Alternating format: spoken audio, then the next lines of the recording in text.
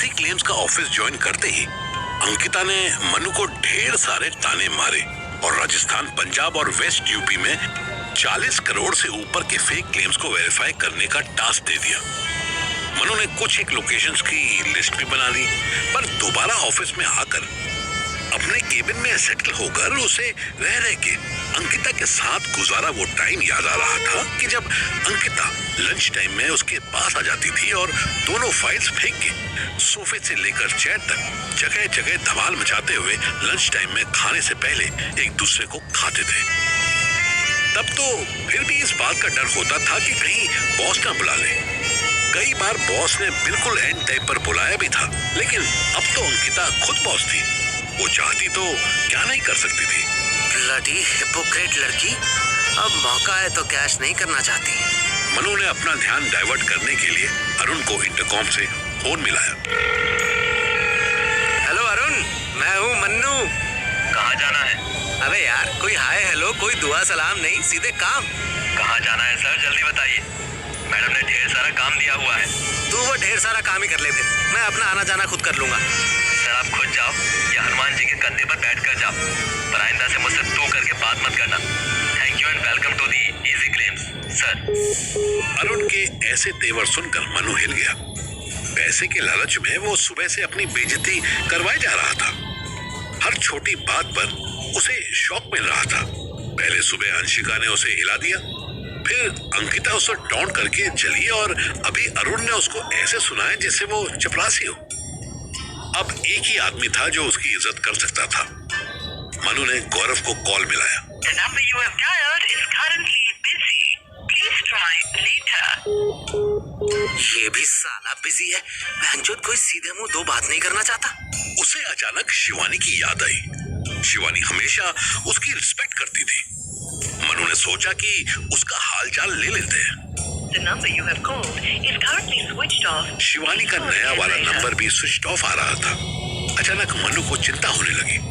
उसने अपनी priority list में पंजाब की जगह यूपी की कोई सिटी ढूंढनी शुरू की, ताकि वो यूपी के बहाने बिहार जा सकता और शिवानी को ढूंढ लेता।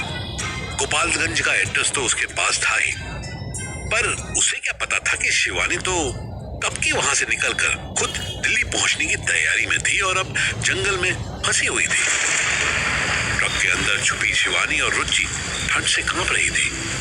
बाहर 3 घंटे से लगातार बारिश हो रही थी, जिसके चलते भैया जी भी अब तक लौट कर नहीं आए थे।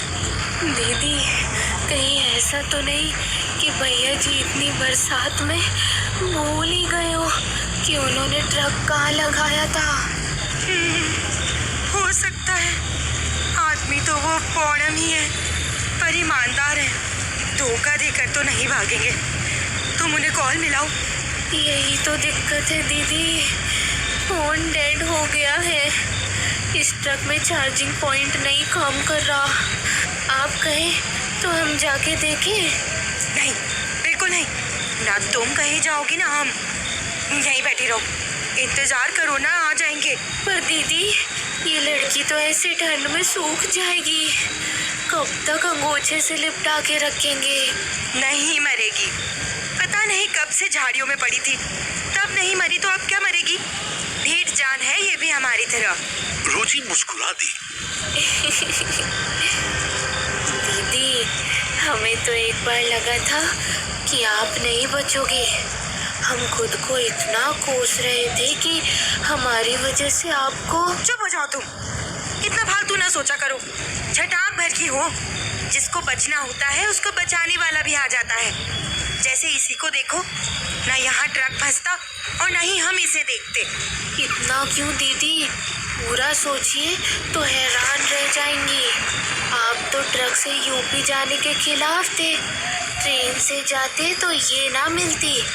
रात अचानक हमें पुलिस के आने का सूचना ना मिलता। हम दिन में आराम से निकलते तो भी शायद किसी और रूट से आए होते। फिर यहाँ हम और भैया जी बहस करने लगे तो उनका ध्यान हट गया। तब यहाँ पहिया फंसा और ये नई दीदी मिल गई। शिवानी अपनी जगह से उठी और नाक के बराबर रोशनी में बेहोश पड़ी लड़की के अंग देखने लगी। कभी वो उसके पैर हटा के देखती तो कभी उसकी छाती पर हाथ लगाकर इधर उधर टटोलती। दीदी, ये क्या देख रहे हो? बहुत सुंदर लग रही है क्या? चुप कर पगली, हम देख रहे हैं कि कहीं इसके साथ कुछ गलत तो नहीं हुआ है। हालत तो देखिए, हुआ ही होगा, कोई फेंक के गया होगा। शिवानी ने कोई जवाब नहीं दिया। एक तो ट्रक सब तरफ से कवर्ड था, ऊपर से बाहर घना बादल और बारिश की वजह से अंदर बहुत लिमिटेड रोशनी आ रही थी। इसीलिए शिवानी को बहुत ध्यान से आंखों को बॉडी के पास ले जाकर चेक करना पड़ रहा था कि लड़की की कहीं चोट तो नहीं लगी थी। छुटकी, उठो, जाओ ड्राइवर केबिन में देखो, माचिस रखी है क्या? वो तो हम देख लेते हैं दीदी, पर हमारा नाम रुचि है, हमें छुटकी, गुड़िया, नन्ही आदि। चुप रहो तुम, ज्यादा बकलौली ना करो हमसे।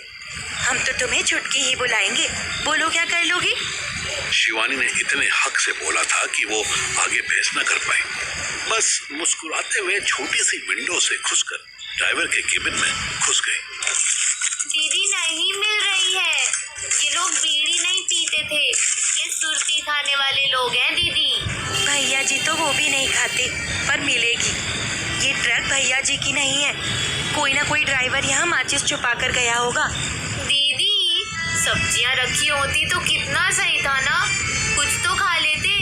अभी तो भूख से प्राण निकल रहे हैं। उसका भी इंतजाम करेंगे, पहले माचिस लाओ।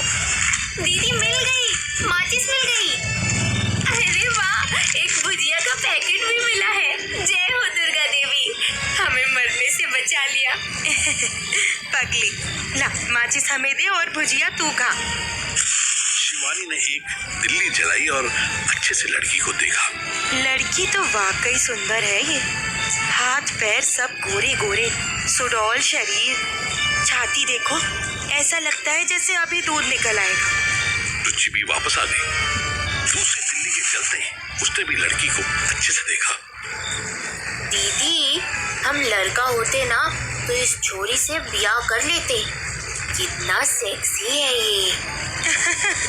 पगली है तू। अच्छा ध्यान से सुन, ऐसे बार बार तिल्ली जलाने से तो गर्मी आएगी नहीं, अंदर कोई लकड़ी या कोई कपड़ा जलाना पड़ेगा। दीदी, कोई कपड़ा होता तो हम इस नंगी को पहना न देते। और बाहर इतना बारिश हो रहा है, सूखा लकड़ी तो मिलने से रहा, क्या करेंगे? शिवानी सोचने लगी। उसने अपने सूट का एक छोटा सा हिस्सा फाड़ा। जा कोई गीली लकड़ी ही उठा ला जा। दीदी, गीला लकड़ी नहीं ना आग पकड़ेगा। अरे पकड़ेगा ना, हम आग लगाएंगे तो समंदर आग पकड़ ले बेटा। ये गीला लकड़ी क्या चीज है? एक बढ़िया आइडिया है, पकड़ेगा। जा तू ड्राइवर वाले दरवाजे से उतर, ध्यान से पाँव रखियो, कीचड़ है ना, रपटन हो गई होगी। जो बड़ी सी लकड़ी मिले वो उठा और चाबी लेकर जा। चाबी क्यों? ताकि डीजल का टंकी खोल सके। वाह, समझ गई दीदी, आप वाकई बहुत चालू हो। रुचि जैसे ही कीचड़ में कूदी तो फिसल गई। उसकी जीन्स टी शर्ट पर ढेर सारी कीचड़ लग गई। बारिश को अभी 2 मिनट भी नहीं हुए थे कि वो पूरी भीग गई। अभी तक एक लड़की नंगी पड़ी थी, अब 2 हो जाएंगी। रुचि को पास ही एक बड़ा सा पेड़ दिखाई दिया। वो पेड़ इतना बड़ा था कि उसके नीचे बारिश भी बहुत छन-छन के आ रही थी। भैया जी वाकई बॉटम है, इसके नीचे भी तो ट्रक लगा सकते थे। रुचि पेड़ चढ़ने में बंदर से भी तेज थी। उसको पहली ही डाली कुछ कम गिरी लगी तो उसने झट से उसमें से लकड़ी तोड़ ली। लकड़ी तोड़ते ही उसको पेड़ पर कुछ दिखाई दिया। रुचि की आंखों में चमक आ गई। इधर शिवानी एक एक सेकंड ऐसे गिन रही थी जैसे रुचि को ट्रक से निकाले 1 साल हो गया। अचानक ट्रक का दरवाजा खुला तो शिवानी ने खिड़की में से झांक के देखा। रुचि के बजाय किसी आदमी को अंदर घुसता देख एक बार की वो बुरी तरह डर गई। भैया जी, आप हो? और कौन इतना बारिश में यहाँ भटकता हुआ आएगा? कहाँ रह गए थे आप? हमें कितनी फिक्र हो रही थी। रास्ता भटक गए थे बेटा, पूरी तरह भीग गए हैं। छुटकी कहाँ है? शिवानी ने कोई जवाब नहीं दिया। सो गई है या कहीं इधर उधर गई है, क्योंकि इतने टाइम में तो छुटके कहने पर 100 लेक्चर दे चुकी होती। वो लकड़ी लेने गई है। ले आए, और देखो क्या लाए दीदी। शिवानी ने झांक के देखा, रुचि ने अपनी झोली में ढेर सारे कच्चे पक्के अमरूद रखे हुए थे। शिवानी ने गीली लकड़ी को अच्छे से कपड़े से पोंछा और उस पर सूखा कपड़ा बांध दिया। भैया जी ने झट से डीजल टैंक में लकड़ी को एक बार डुबाया और शिवानी को पकड़ा दिया। शिवानी जल्दी से आग जलाई तो ट्रक के अंदर धुआं होने लगा।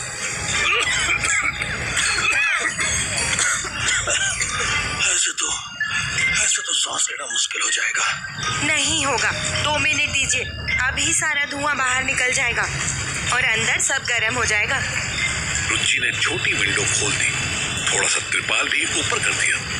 अब एक तरह से क्रॉस वेंटिलेशन बन गया और धुआं ऊपर निकलने लगा। भैया जी समोसे और जलेबी लेकर आए थे, पर बारिश का थोड़ा सा पानी समोसे में चला गया था। शिवानी ने अमरूद को लकड़ी के ऊपर भूनना शुरू कर दिया। बिटिया, डीजल का महक आ जाएगा, ये मत खाओ, सिंघाड़े खा लो। सह लेंगे थोड़ा महक, कोई बात नहीं। उबला अमरूद हमको बहुत पसंद है। रुचि भी उसके साथ साथ अपना अमरूद सेकने लगी। भैया जी गीले समोसे खाकर ही काम चलाने लगे। इन तीनों के स्ट्रगल से बेखबर वो लड़की एक कोने में गमछा ओढ़े बेसुध पड़ी हुई थी।